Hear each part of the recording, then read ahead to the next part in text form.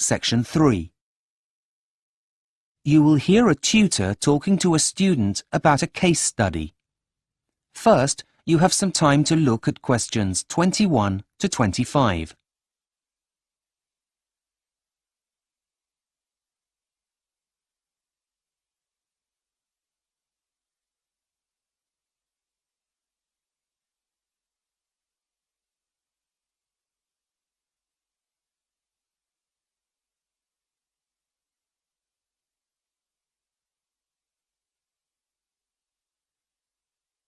Now listen carefully and answer questions 21 to 25. Hi, am I bothering you? Is it okay to see you now? Hi, Jack. No bother. Please come in. As you're a tutor this year, it's my responsibility to oversee your assignments. Now, where are my notes? Oh yes, here they are. Okay. I see that we were going to look at your case study on the challenges of urban planning in the 21st century and how to make it as green as possible. How's it all going? Actually, I'm pretty happy with it. Can I talk you through it to make sure I'm on the right track? Of course, please do. I'll stop you if I have any questions. Okay. Well, I started by giving an overview of what green urban planning has been up until now. Firstly, there's the idea of a green belt. This is the one that everyone's heard of. But I found that while it was successful for a short time and in limited cases, it grossly oversimplified things. Well, that's a good and practical start. What else did you look at? I hope that you also considered the idea of decentralization. Yes, that was really interesting, as although there were no objections to it, and it looked good on paper, it just didn't work in practice. Yes, a conundrum indeed. However, I think you'll find that there are many fads that come and go in this area.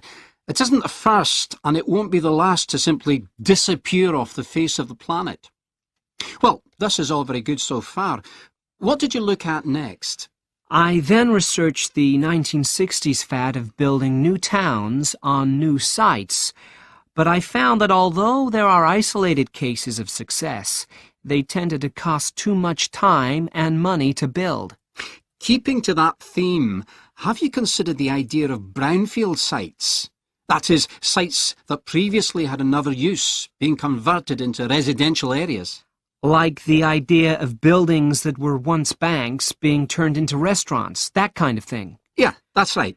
No, I hadn't thought of that. Well, I'd say it's a pretty important option in most urban areas today.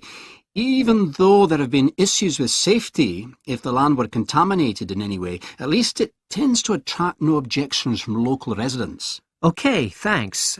I'll make sure I put that in. Anything else? Well, I'm not sure about this last one, but I thought the idea of pedestrianizing central areas was an interesting concept. Do you think it's valid here? Well, it's certainly not a bad idea.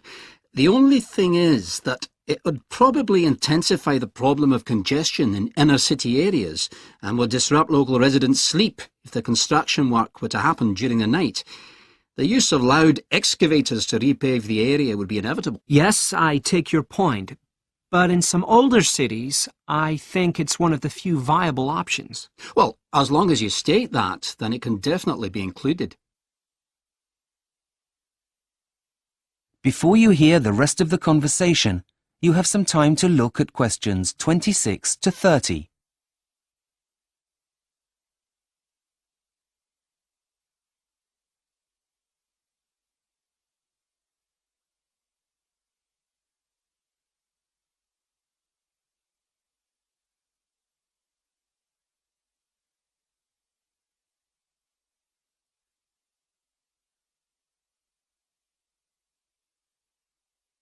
Now listen and answer questions 26 to 30.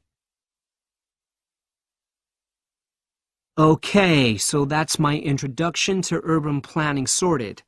But now I come to the main part, which is the case study. It was really difficult to choose, as there are so many good examples. But in the end, I settled on Curitiba, which is the capital of the South Brazilian state of Paraná. Ah, yes, nice choice. How's the research coming along? Well, to be honest, I'm finding the amount of material a bit too much. There's such a diverse range of statistics that it makes it almost impossible to be selective. Well, tell me a bit more about what you've discovered, and then we'll see if we can come up with a plan to tackle the problem. Well, it's fascinating.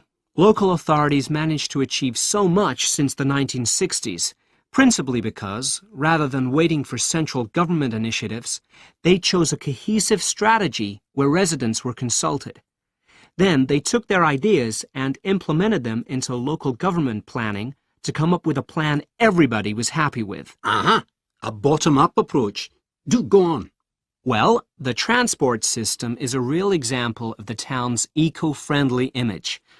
Even though they have one of the highest number of cars per person in the country, they also have the highest number of people using public transport.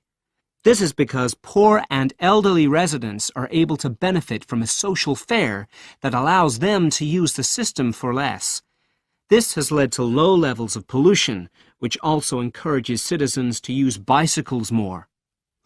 Well, that's really impressive, Jack. Well done. But I do have some suggestions to help you with finalising your case study. Please. If you're going to prove Curitiba's success, you need to refer to specifics.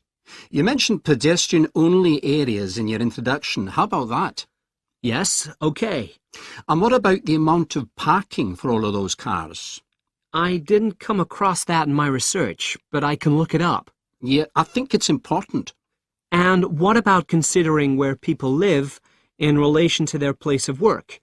If they live in the suburbs, how about mentioning how far they need to travel in order to get to work? And don't forget about their recycling strategy, including how easy it is and how much they recycle, making sure you include statistics to back it up. Okay, got it.